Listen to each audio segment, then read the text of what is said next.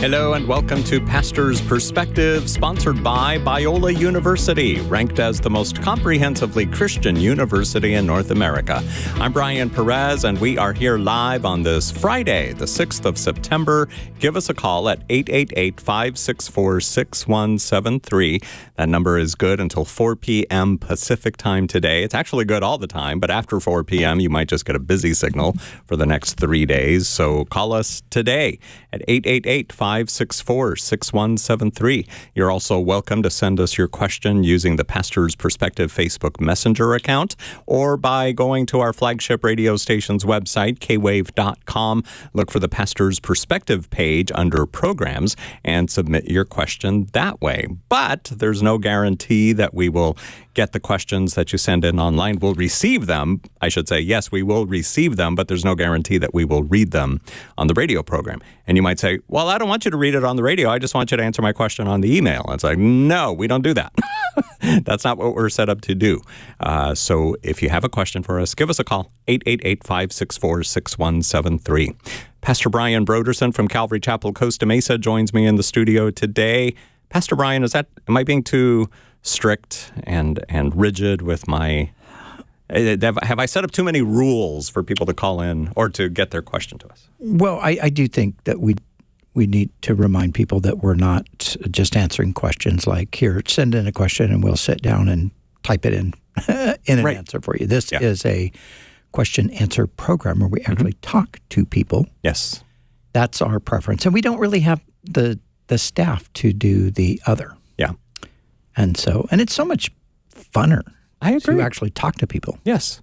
I prefer that. Because when I read the questions, it's all monotone. I mean, I try my best to put inflection in there. You do a but good job. I might do it wrong. I might miss a comma or something and wind up asking an entirely different question. So I want to say at the top of the program, I want to say a big thank you to everybody who prayed for my dad. He had quadruple bypass this morning, so they thought it was going to be triple. Mm-hmm. And when they went in, they found out that there was a need to go with one more artery. I spoke to him about an hour ago, and he, like the first thing he said to me, he said, thank everybody for their prayers. And so I wanted to make sure that I did that. And, for the next 24 to 48 hours, after a surgery like that, you're still, you're not totally out of the woods. So if you wouldn't mind just, saying a little prayer for him this weekend, that'd be great. But, he's just doing really well, all things considered. Well, praise God. Is he here locally or does he live? No, he actually, my dad, as I mentioned, is 85 years old. For 83 years, he lived in California. He's born and raised in California.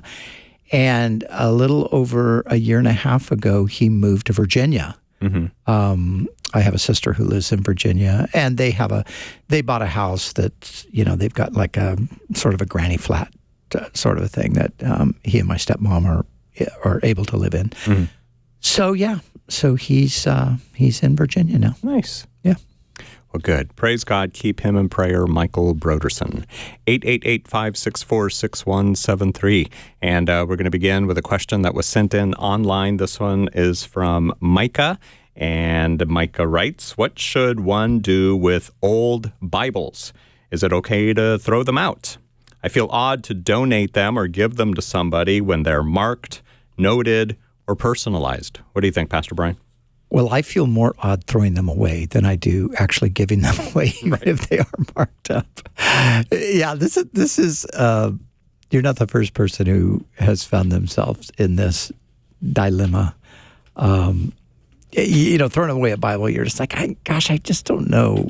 I have thrown away a couple of Bibles and just thought, maybe the trash man is actually going to find this Bible and get saved. You never know. My justification.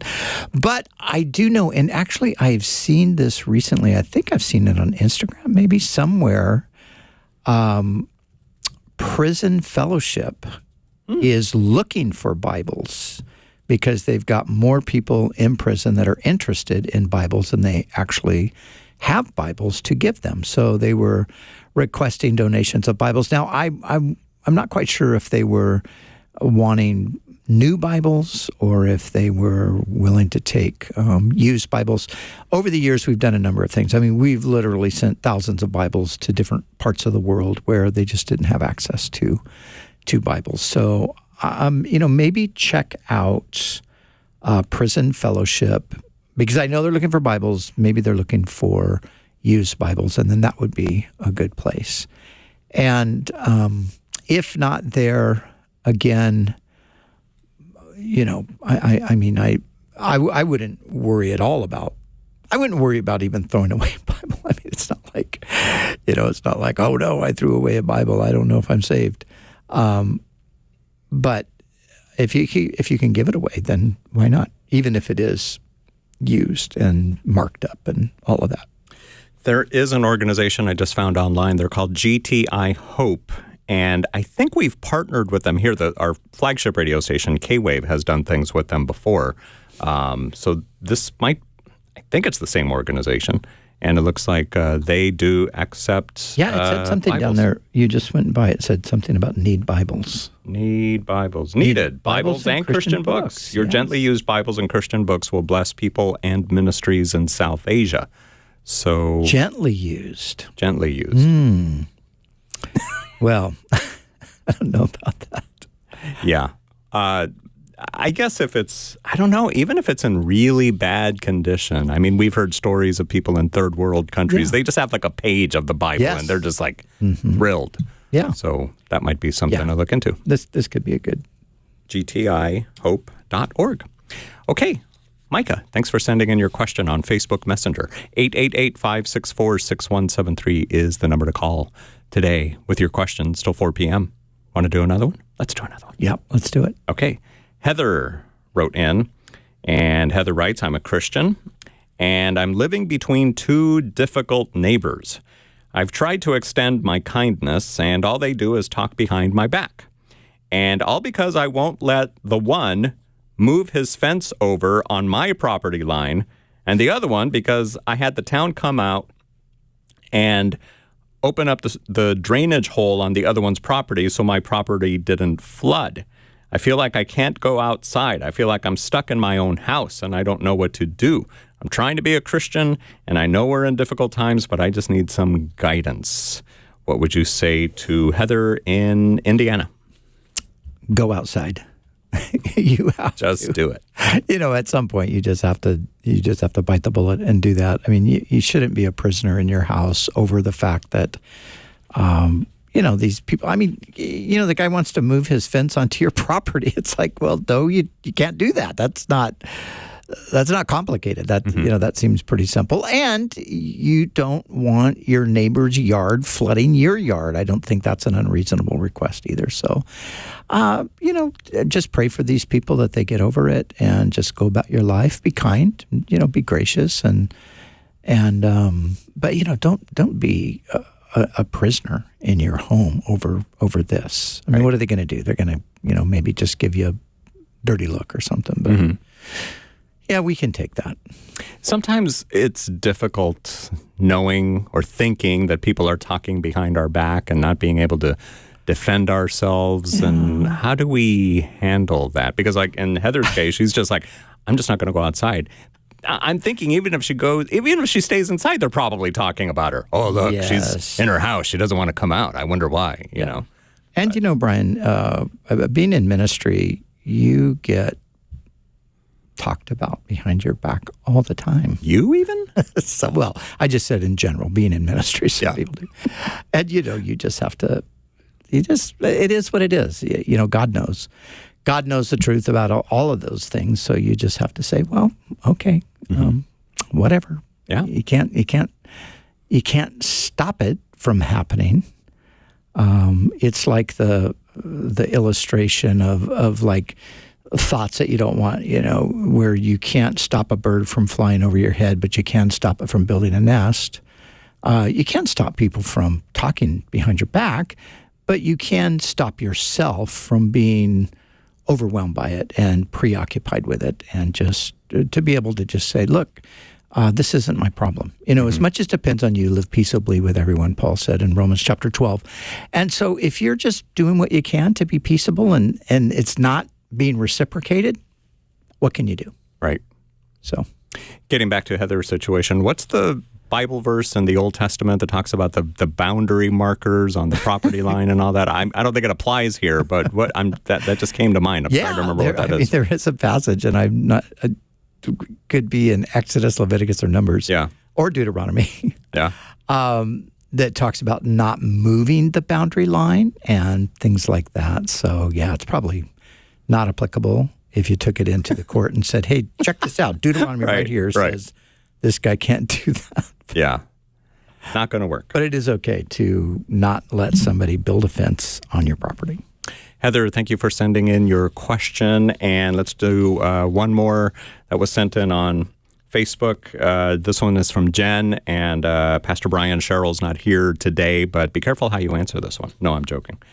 Jen writes, what does Paul mean in 1 Corinthians 7 when he says married men should live as if they had no wife? I've read that before. I've read the verses before that and after that, but I don't understand the thought process behind that portion of the verse, 1 Corinthians 7:29. Okay, I'm going to be really good in answering this. I'm not going to, if other people were in the studio, we'd probably go off and joke about it, but I'm going to be really serious. The context is, the answer is in the context, and the context is Paul is saying that the married man cares for the things of his wife. There are just natural burdens that come along with marriage. You have to think about your home. You have to think about provision. You have to think about a lot of things. His argument there is that the single person is freed up from the distractions that naturally come to the married person. So what he's saying is, husbands live as though they don't have a wife. Means even if you're married, don't get divorced, but at the same time, don't get entangled in the affairs of this world like there is a natural tendency to happen when you are married. So be on your guard against that. Sounds good. Jen, thank you for sending in your question on Facebook Messenger. And now we're going to go to the phones. Here is Bob in Buena Park. Welcome to Pastor's Perspective, Bob. Hi. How are you doing? Doing well, thanks. I was a little curious about the passage where the centurion sends a message to Jesus to heal his servant, which he does. But he said, of course, he didn't want him to come to his house because it was not fit for Jesus to be in. Jesus said that he'd never seen such greater faith in all of Jerusalem, I believe. It seems like a very profound statement, and there's really no follow-up to that passage. How do you take it? So you're wondering why Jesus thought this man had so much faith? Just based on him saying, you don't have to come to my house? What do you mean? Well, when he made the statement, it's only, I believe it's in Mark and Luke, but it doesn't, it's a very short passage and it just ends there. I mean, also curious what happened to the centurion, because if this got back to his superiors, I believe he'd be in a lot of trouble. Mm-hmm. Pastor Brian? I think, we see this in the Gospels in a number of places where Jesus he's really chiding the Israelites for the fact that the Gentiles are outshining them in belief. And in Luke's Gospel, in the early chapters of Luke, Jesus talks about how there were many widows, for example, in Israel at the time of Elijah, but to none of them was Elijah sent except to the widow of Zarephath. There were many lepers in Israel at the time of Elisha, and to none of them was Elisha sent except to a man who was a foreigner. And the point that Jesus is making, just like he's making right here, is that the Gentiles, the outsiders, actually have more faith than the people who should have faith, the people who should have embraced him, believed in him, received him as the Messiah. They're skeptical, they're unbelieving, they're rejecting him, and yet these others are who have no historical expectation for the Messiah. They have no scriptural promises to base their life upon, but they're looking at Jesus and saying, "I believe." And so that's what he's really referring to here with the centurion. So the centurion is obviously a non-Israelite. He's a Roman, and he would be therefore a pagan. But yet he's exercising the kind of faith that Jesus is not seeing among his own people. Bob, what do you think? Okay. That help? Yeah, it does. Well, thank you. Okay, thank you for calling in today on Pastor's Perspective. 888-564-6173 is the number to call between now and 4 p.m. Pacific Time. We've got Brian Broderson from Calvary Chapel, Costa Mesa here to answer your questions. By the way, Pastor Brian is teaching at Calvary Costa Mesa this Sunday morning and Sunday evening, yes? Yes, indeed. I am. Sunday morning, we are, we're making our way, as you know, through kind of the big picture view of Scripture.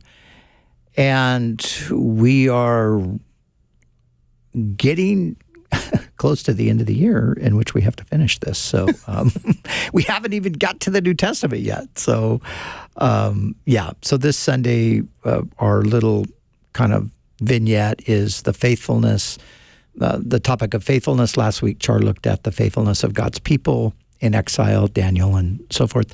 And this week, I'm going to look at faithfulness from the perspective of God's faithfulness to his word, faithfulness to his people, looking at those great prophetic passages in Daniel chapter 7, Daniel chapter 9, and so forth. And then in the evening, we're back in our study in the Gospel of Luke. Mm-hmm. So, yeah. Mm-hmm.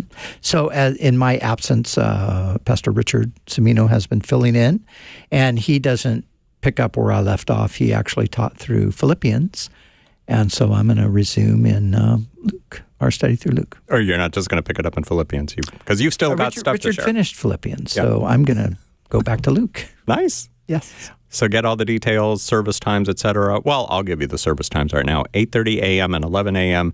The evening service is at 6 p.m. If you want other details, you can find that online at cccm.com, the website for Calvary Chapel, Costa Mesa, cccm.com. 888-564-6173 is the number to call, 888-564-6173. And Sunday night, we actually refer to that meeting as Back to Basics Live. Mm-hmm. And so if you're looking on the website, that's what you'll be looking for. Good point. Here's a question sent in online by Kim. Kim writes, I married into a Filipino family, and they are mainly Catholic. I noticed there's statues of saints and things like that in the house. I would never bring one of those things into my home, but I'm conflicted. Do I even tolerate that?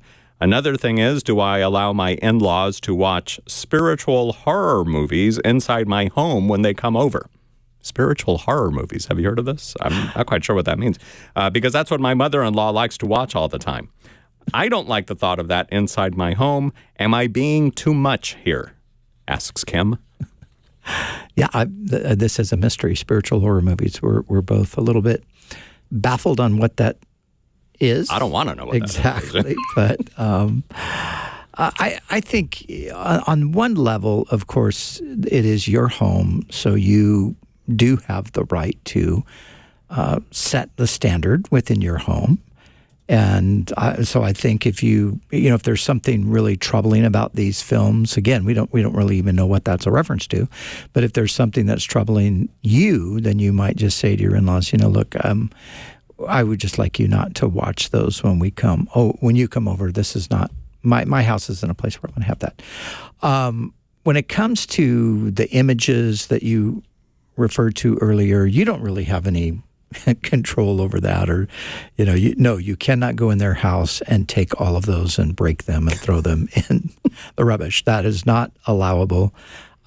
This is something that you just have to pray for them, pray that God touches their heart, and that they, when people come to know Jesus, all of these things that are, whether they're sinful or idolatrous or whatever, Jesus, it's his job to clean us up. He takes those things away. So even if you went in and scolded him about the statues and all of that, that's not really going to accomplish anything. What's going to accomplish something is the Spirit of God working in their lives through your witness of love and grace and through your prayer for them. So I think of, Paul the Apostle. Here's a great chapter in the Bible you can read, kind of relevant to this. Acts chapter 17, Paul goes into the city of Athens, and the city of Athens is filled with idols. Like there's an idol on, not just on every corner, there's an idol just everywhere you look. There's idols everywhere. And Paul comes to the people of Athens and he said, wow, I notice you are very religious. Look, got a lot of worship opportunities around here. And I actually saw an image that you have set up, and it's to the unknown God. So I am going to tell you about the God that you are unknowingly worshiping.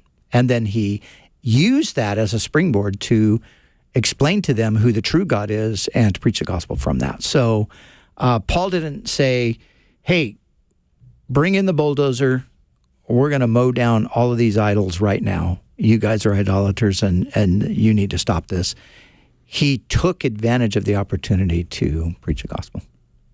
That's what we should do. Kim, thanks for sending in your question. And I did do a search online for spiritual horror movies. And I think what Kim means is like supernatural, paranormal, ghost type things, like maybe The Exorcist and things of that nature. Yeah. Probably anything that has to do with, the demonic realm, Yeah, some of that stuff's pretty creepy. I wouldn't watch it.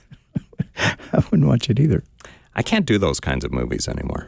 I mean, it's been several years. The last one I watched, it just freaked me out not these demonic ones, but I mean just horror movies in general. I just said, I swore them off. I'm just like, no more. The last one I watched freaked me out. For me, it's like The Bride of Frankenstein, right. Dracula, The Creature from the Black Lagoon. I mean, classic. Those are my horror. That's about as deep into horror as I go. Right. Who can forget The Blob? That's not really a horror movie, but that's a lot of fun. All right, Kim, thanks for sending in your question online. And let's see, do we have time to take another one? Yeah, let's do this one here. This one is from Confused in Corpus Christi, Texas. Revelation 4:7 talks about the four creatures with the eyes. Are those angels? I get confused because John calls them creatures in the NIV. What do you say, Brian? Creature is a word that is it's kind of an old word, and I just mentioned the creature from the Black Lagoon, so that's kind of like you're like, oh wow, is that what we're talking about? Living being is probably just a better way to even translate the word there. A creature is something created. That's what a creature is. So, but we do think of sometimes creature in a kind of a little bit more of a negative and right. Horror flick kind of way. So think of living being. That might be a better way to understand it. Okay. Isabel, thank you for sending in your question, and thank you for watching us there in Corpus Christi, Texas on Facebook. Michael in Virginia, welcome to the program. Thank you. Yeah, thanks for calling 888-564-6173. What's up? Well, I'm in Virginia. I just heard about Brian Stagg recovering from quadruple bypass, and I was wondering what CCF he attends, or if we can do a meal. Michael, that is so kind. Thank you so much. He lives. I mentioned this. He lives with my sister. I think they live in the Fredericksburg area, but he's got a lot of family all around him, and he's pretty well taken care of. So.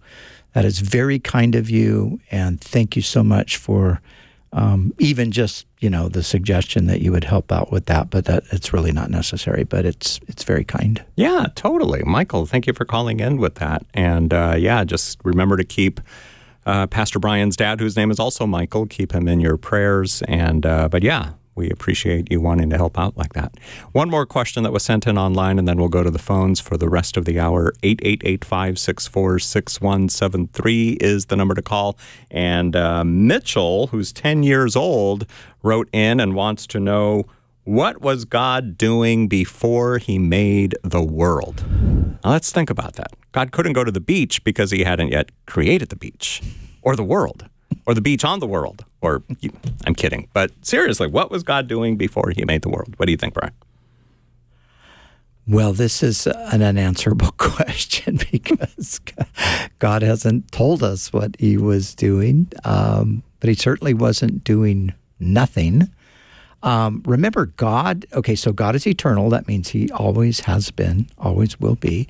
And God has always been Father, Son, and Holy Spirit. So we know that for all eternity, there is a relational situation going on within the very nature of God. Creating the world, there's question about whether or not the material world. So we live in the material world, and when the Bible says in the beginning God created the heavens and the earth, it is the material universe that is being referred to. So that doesn't necessarily include the angels.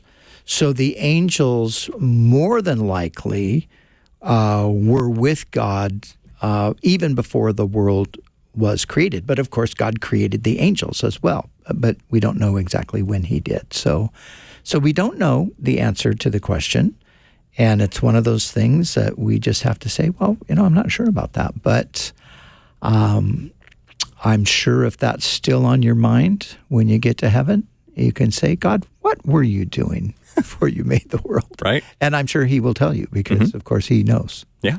He would remember that. Mitchell, thanks for calling in today, or for writing in, I should say, with your question using the form online at kwave.com. Amanda in Glendora, let's get your question in. We're up to a break in a couple of minutes, so let's at least hear what your question is, and maybe we'll answer you in the second half of the program. Go ahead. My question is if we as believers can willfully make a decision to turn away from a plan that God has paved the way for us to decide to go down after lots of prayer. And the opposite direction would involve getting to spend more time with my infant son, who's 4 months old. But I feel conflicted about a decision that I have to make today to return to a full-time school program. And I just really need discernment because I've been praying about it for the last month and a half. And what's your gut feeling on it today? Well, I just feel like, yes, I do want to continue because I'm halfway done, but I absolutely don't want to take away time from my son. Mm-hmm. And I would be required to spend 15 hours without my son per week as I see clients online. Yeah.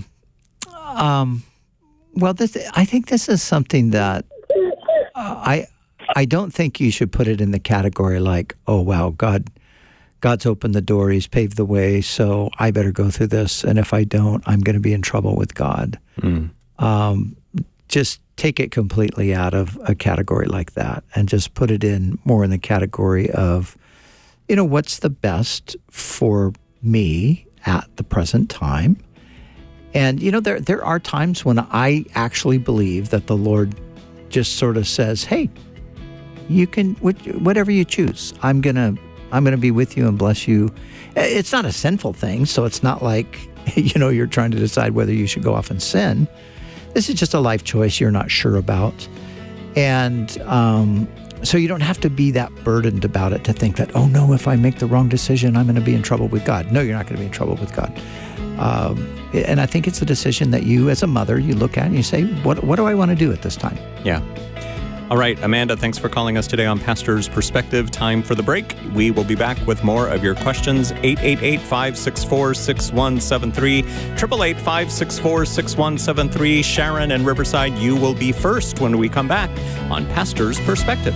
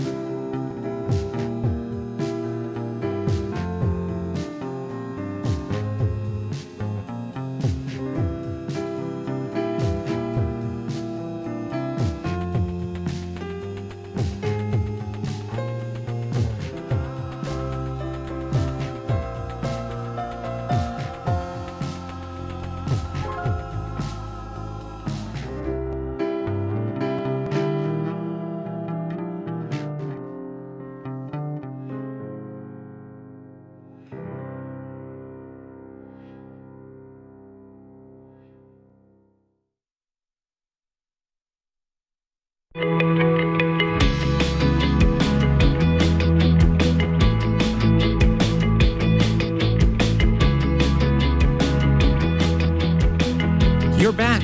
Yay! We are too on Pastor's Perspective, sponsored by Biola University, ranked as the most comprehensively Christian university in North America. I'm Brian Perez, here with Pastor Brian Brodersen, whom you hear on many of these same stations on the radio program called Back to Basics. He's also the senior pastor of Calvary Chapel Costa Mesa in Southern California. You can find out more about Calvary Chapel Costa Mesa at cccm.com, and you can catch up on past episodes that you may have missed of Back to Basics on backtobasicsradio.com. Now, right before the break, we were talking about Amanda, who needed to make this decision today about whether to, spend more time with her infant, newborn, 4-month-old, I think she said, or, go back into doing this thing that's going to take time away from that. And I think what it is a lot of times, and I'm not saying Amanda's doing this, but we are so paranoid. We freeze up that we're going to make the wrong decision. Yeah. And not only might we make God upset with us, I think that's the fear sometimes, but it's also, what if I turn right and I get so off the course God wanted me on that I can never get back on what He had planned for me? Well, yeah, I like I said, unless you're making a decision to do a left turn into sin or a right turn into sin, then you don't have to worry about that. If you're just trying to make the right decision and you just honestly don't know what the right decision is, you do what. In the end, you just do what you feel like. I'm just going to go with this, and then you just trust God, who is your Father, to redirect you if need be. And I shared a few days ago on the program, we talked about that, that there was a point in my life, and this was a big life decision that I was making, and I just was not absolutely sure that I was making the right decision. And I had to finally conclude, because there never was a crystal clear, like, this is the way, walk in it. I finally had to make a decision. with the understanding that if I was making the wrong decision, God would help me correct it. And in her case, I think, she has a newborn baby. As a mother, of course, you want to spend time with your baby. That's a good thing. But does it mean that it would be a bad thing if you went and did the job that she was going to do? No, not necessarily. I mean, lots of people, lots of ladies have children, and then they continue to work. My daughter, she is a hairstylist, and she has a 4-year-old son. And from the time he was probably 6 months old or something, she's been working, and just figuring it out, navigating it. And Grandma and Grandpa have been there on plenty of occasions to help her out. Were you pushing her purposely to go back to work so that you can spend more time with? Actually, no, we weren't. But it's great. She's recently her salon burned down, so she's actually right now jobless. But my goodness, she's feeling okay about it. She's just not worried about it. Just knows that God will provide what she needs when she needs it. Wow, yeah. I didn't know about that. Yeah, it's crazy, man. Okay, back to the phones we go. Here is Sharon in Riverside. Thank you, Sharon, for calling in today. What's up? My question is similar to the one that was previously about figurines on the wall. Okay, I have a figurine of Jesus hanging on the wall, and with his hands outspread. And then I have a cabinet that glass cabinet, I guess that's what you call it. And that my grandmother, I inherited from my grandmother, and I didn't know what to put in it. So I thought, being a Christian, I thought, because I go to antique stores thrift stores with a friend of mine that loves them, and she asked me, she goes, well, you're not buying anything. And I goes, I'm not into material things. And so I thought these little angels, little figurine angels. So I thought, I'll fill up my cabinet with the angels. Now I'm wondering, because it was on the air a minute ago, am I wrong? Is that a sin? Okay, here's a simple way to figure that out. Are you worshiping the picture of Jesus or worshiping the little angel figurines? No. You're not doing that, right? No, I just, when I go to prayer, I go directly to God. Yeah. The Bible, what the Bible prohibits is the worship of these images. We're not to do that. So it doesn't mean you can't have my mom has, oh gosh, for the life of me, I'm forgetting what they are. They're the little figurines, but they're like Precious Moments. Precious Moments. Don't ask me how I knew that. Wow. That is amazing that you remember that. Yes. Brian Perez, who would have guessed that you would be the person to recall? Well, have you seen my office? No, I'm joking. No. I do have penguins all over my office, but none of them are Precious Moments. My mother has collected Precious Moments, little figurines for years and years. And no, these are just, they're knickknacks. They're little memorabilia. They're nothing to be worried about that, oh no, I'm somehow violating the commandments of God. No, unless you're actually bowing down before, or you have a picture that you think looks like Jesus, and every time you pray, you're like, okay, I gotta get in front of my picture so I can pray to Jesus. You're not doing that, so be free. What about Beanie Babies? Is that? Beanie Babies are completely off limits. I mean, it doesn't even matter what you're doing with Beanie Babies. Just don't have them. Don't have them. Sharon, hope that helps. And look. Cabbage Patch Dolls, though, are, Cabbage Patch Dolls. Oh, that's what Pastor Brian likes, I guess. I don't know. Look, Nia in Orange County is calling in, and she's got a similar question. I think we opened up a bag of something with the other question. Go ahead, Nia. Hi, thank you for taking my call. So my question is this. The Bible tells us no to idolatry, and in the book of Revelations, it has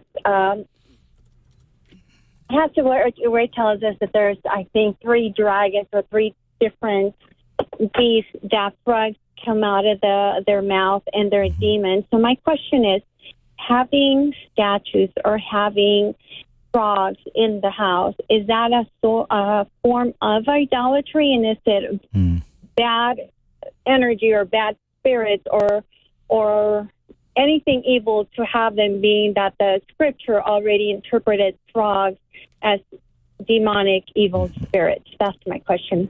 I just want to clarify. You're saying frogs, right? Like ribbit, frogs? That's what you're saying? Yes. Okay. Yes. Well, it doesn't, you know what it says in Revelation? It says, and 3 spirits like frogs.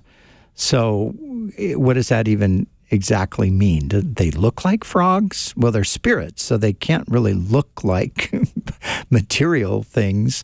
You know, what is the reference even to? And remember, frogs were created by God. And so all creation is good.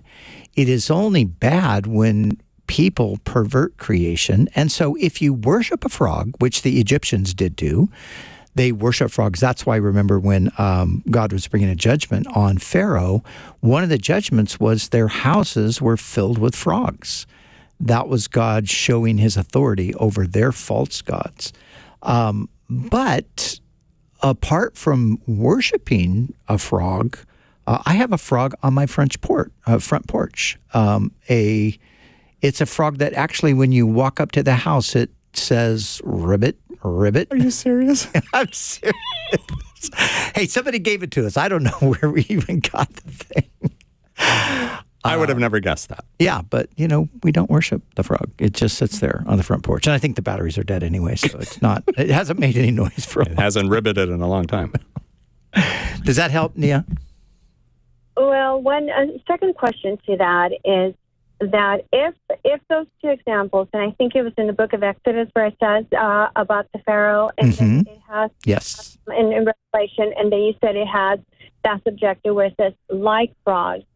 But if the Bible is giving us an example that they were used in a bad way, why have them? Are we opening doors to something else, even though they're not being worshipped? And then 2, and, you know, please forgive me for doing this analogy. It's like having, you know, God forbid, a statue of Baal or all these other bad statues. And if a person would say, well, but we don't worship it, we just have it there. I mean, is it a comparison, knowing that the Bible already said they're bad? Why have it? I mean, are we opening doors to oppression or demonology or idolatry? Well, you know, a statue of Baal and a statue or image of a frog are entirely different things. So the Egyptians, like I said, they worshiped frogs, they worshiped locusts, they worshiped flies, they worshiped the sun. They worshiped all of the things that were judgments came against them, those 10 plagues, and in the end, they worshiped the Pharaoh, and that's why the firstborn of Pharaoh died. But all of them are just creatures. It wasn't the fault of the creature that they were worshipped. It was the human depravity that led them to worship. So it's like Paul the Apostle says this to the Corinthians. He says, an idol is nothing in the world. And Paul says, I'm convinced that there's nothing unclean in and of itself. It only becomes unclean if you take it and you use it in an unclean fashion. So if you take one of these things and use it as a means of worship, then obviously this is wrong. If you have a statue of Baal, which nobody does because nobody knows what the image of Baal looked like. But if you did and you worshipped at that, that would be a problem. But if there was just a statue and it was in a house and you didn't know what it was and somebody came along later and said, wow, this is a statue of Nebo. Who's Nebo? Oh, he's the god of the Ammonites. Oh, wow, I didn't know that. Did that statue have any power? No, it doesn't have any power. That's what Paul says. An idol is nothing. It's not anything in the world. It's just a rock, or it's carved wood, or something like that. Now, there can be a demonic component if you are pursuing an encounter with demons. But if you're not doing that, then there is no demonic element to it. What about, and I think I know we've had this question before, it's been a while, but, walking into a Chinese restaurant or something and it's got the Buddha statue, or, even here locally driving through Garden Grove or Westminster. I mean, you might as well avoid those streets because they're everywhere. I mean, No, again, this you can cross over into superstition when it comes to this, and Christians should not be superstitious. There are Buddha statues all over the place. Don't worship at a Buddha statue. It's as simple as that. Yeah. I know people that have gone into Buddhist shrines and into temples in India and into temples in the Far East, and they've gone in to look and observe and so forth, but they're not worshiping there. Right. So, yeah. I'm glad you brought up the superstition, because in 1 week from today will be Friday the 13th. Uh-oh. So, what are we going to do? I don't know. Should we not do a show? Because who knows what might happen? I don't know. We should just we should just stay home. Christians are not to be superstitious. If anybody shouldn't be superstitious, it's Christians, because we know the truth. We know the truth of who God is, and we even know the truth about the spirit world. And we need to know, if we're informed by our Bibles, we need to know that the spirit world, although it does have influence on the present world, the spirit world, especially when it comes to Christians, it says in 1 John chapter 5, verse 18, that the evil one, although the world lies in the grip of the evil one does not touch or possess or control the believer. So there's that. Very good. Nia, thank you for calling us with your question today on Pastor's Perspective. 888-564-6173 is the number to call. And here's one that was sent in online by Esther. She writes, my ex-husband, a Christian, is an alcoholic. He's had many opportunities to get help and start over. He's a very mean, angry drunk. 8 years ago, I had to take full custody of our 3 kids. I did not ask for more child support, and I let him pay when he could until he got really ugly with me over it, at which point I handed the support order to Child Support Services, so I no longer had to deal with him directly.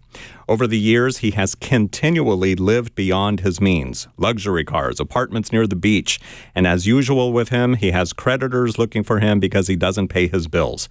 He can never hold down a job even when he's sober. Eventually, this has all caught up with him, and he has been homeless off and on. He now says he's sober. Maybe he is. He owes me $30,000 in child support. He's seeking to lower his payment on the one child that's still a minor. Child Support Services will not dismiss the amount in arrears, so he has asked me to have them terminated, and he'll make payments to me directly. I know he won't, so I said no. My question is, I'm supporting our family just fine. We live on a budget, but we don't live hand to mouth either. Am I wrong to not dismiss the arrears? Is that being ungraceful, or do I need to hold him accountable? Now, to Esther, I would also say, have you talked to a pastor at your church, because they know you better? They can, they might be able to better address this. But. And I would recommend that. But I would also say, he has a track record, and it's pretty consistent. So I think you're absolutely right. I think if you say, okay, well, I'll call the authorities off, and you can just pay me, he will not pay you a penny. I think you're absolutely right about that. So I don't think you need to put yourself in a situation like that. Paul said in writing to the Thessalonians, he talked about people who would not work. And he said, if a person will not work, he's not talking about people who can't work. He's not talking about people who are disabled and incapable of working, or people who literally just can't, get a job because of the present economy. He's talking about people who, like the person you're describing, who just, they don't want to work, they want to play, they want everybody to pay for them. And he says this, if a person does not work, neither shall they eat. So meaning we are not to enable them. We are not to supply them with the means to carry on their irresponsible lifestyle. Because, your irresponsible lifestyle will catch up to you and maybe, hopefully, force you to reconsider the way you're living. But if we keep bailing people out, they call that enabling people. You keep bailing them out, and they never learn a lesson. They just keep repeating the same thing over and over again. Yeah. So. Esther, thank you for sending in your question online. One more that was sent in on Facebook. It's from Sal and Tricia, in Fontana, California. Is tithing a New Testament Christian command? My nephew, who is a pastor, says it is. I say free will love offerings are fine. But the ministry he's part of really makes giving a tithe a requirement, to the point of saying you are cursed if you don't. He also says it's the law of first mention, whatever that means. Please help. Also, I'm not saying tithing is a bad thing. So Sal and Tricia are letting us know they're fine with tithing, but to the point that their nephew is saying, no, you're cursed if you don't. Well, it sounds like he's kind of been a little bit maybe swept up into like a prosperity doctrine perspective on things, because that is something that they would say. I mean, they want, you need to give, and if you don't, you're going to be cursed. There's differences of opinion about this. I've shared this many times before on this radio program. I am of the conviction that tithing means giving of a tenth. I'm of the conviction that that was something that the Old Testament required, but it is not a mandatory requirement under the New Covenant. We'd have, now again, I have good friends who disagree with me on this. We've had these conversations even on the program where one person will just say, no, we got to go back to Abraham gave a tenth to Melchizedek, and then, Jacob said he would give a tenth to the Lord. This all predates the law, so we're not talking about the law here. We're just talking about, and maybe this is like the first mention, whereas the idea is wherever it's first mentioned in the Bible, that's how you understand it. Yeah. So maybe that's what they're doing, going back that far. But I do think, again, when you get to the New Testament, and somebody has pointed out, but the people would have just understood that this is what you do because it was part of the covenant history. Well, that would be true for the Jews, but it wouldn't be true at all for the Gentiles. And since the apostles don't demand it, require it, they don't even really teach about it. The closest thing to it is the Apostle Paul talking to the Corinthians about a commitment that they had made to helping out the poor saints in Jerusalem, and he's giving them direction on basically follow through with what you said you were going to do, and this is how you can do it. So I think with the absence of any clear statement in the New Testament, now when I say New Testament, I'm talking about the epistles, because of course tithing appears in the Gospels, but the Gospels are still Jewish. You're still in the context of the Old Testament until you come to the book of Acts, the day of Pentecost, and so forth. Now, I tithe myself. I actually do more than tithe. So I think 10% is a good thing. I think it's a good place to start. Mm-hmm. What I don't like is when people put people in bondage to it who literally just cannot, they just can't do it. And then they feel condemned and guilty because, I can only give 5%. Okay. God, I think it's clear God wants us to give. Mm-hmm. And giving is an act of faith where we're actually trusting God. We're kind of putting our money where our mouth is. We're saying, okay, Lord, I trust you. And here's how I'm going to show you that I trust you. I'm going to, I could really use this money, but I'm going to give it to your work. Mm-hmm. So I think that that's important. 1 Corinthians, like I said, chapters 8 and 9, Paul gives the principle of giving generously, giving joyfully, and so forth. And I think, like I said, a tenth is a good starting point. But I, for one, do not feel like it is something that we ought to say, you better give a tenth of your income or else you're going to be cursed or God's not going to bless you or whatever. Yeah. Sal and Tricia, thanks for sending in your question. And now we'll talk to Hannah in Hemet, who's got a question about yoga, or as it's known in Hemet, hot yoga, because, it's always hot in Hemet. So, Hannah, what is your question? It's especially hot today. Yes. Yeah, very hot. Hi. Yeah, so my question is about if as Christians we can practice yoga just as like stretching or for exercise. I had a friend that was pretty adamant that as Christians we should not be doing it. And my understanding is I'm not, if I do yoga purely for stretching, I don't do any, have any kind of, there's no nothing with the history of yoga that I know about. So anyways, that's my question.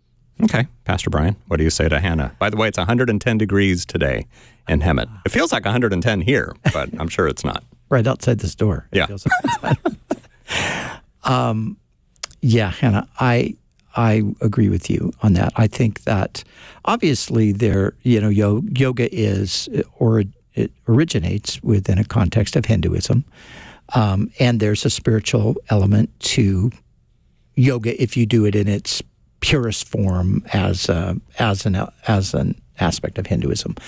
But if you disassociate yourself from the spiritual side of it and you use it as a means to physically exercise, I don't think that there's any problem with that whatsoever. Anybody could have come up with those kinds of stretches and things like that. It just happens that they came up, in this context.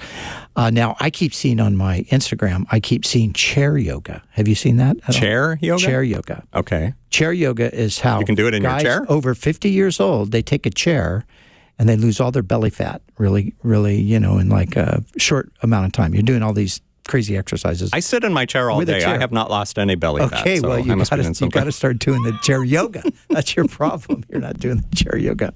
I guess that's it.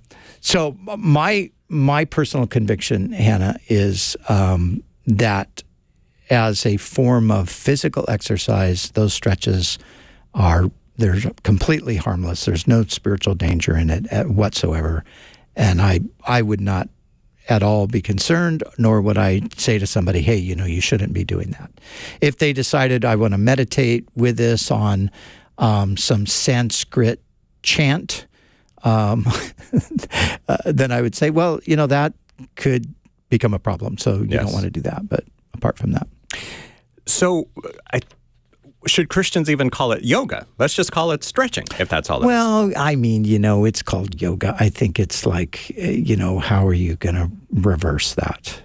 I just think, it is what it is. But I just think Christians should not, again, I think we have to be careful that we don't fall into superstition. I mean, this is okay. This is stretching, and yes, people who belong to the Hindu religion, it originated with them, and they do it maybe a specific way to spiritually enlighten themselves or to get in tune. But I can do those same stretches and not do any of that and be perfectly fine. Right.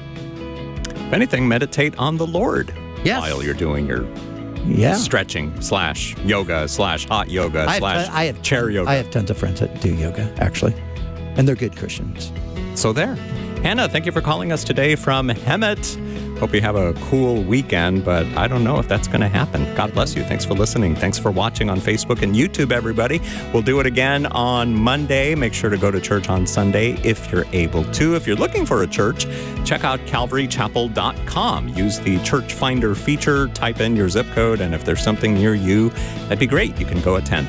For Pastor Brian Broderson, I'm Brian Perez, and Pastor's Perspective was sponsored by Biola University, ranked as the most comprehensively Christian university in North America.